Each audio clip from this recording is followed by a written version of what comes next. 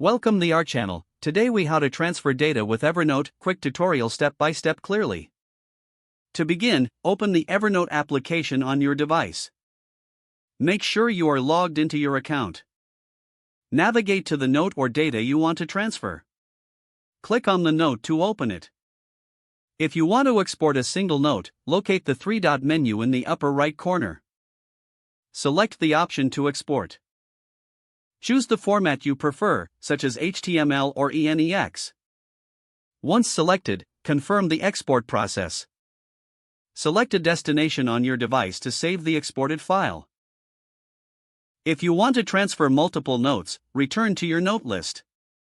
Click on the checkbox next to each note you wish to transfer. Look for the export option in the toolbar at the top. Follow the same steps to choose your export format. Confirm your export and choose the location to save the file. To import the notes into another Evernote account or application, open that destination. Look for the import feature, usually found in the File menu. Select the exported file from your device. Follow the prompts to complete the import process. Check to ensure all notes have been successfully transferred. You are now finished with your data transfer in Evernote. If the page does not load, refresh the browser or try again in a private or incognito window.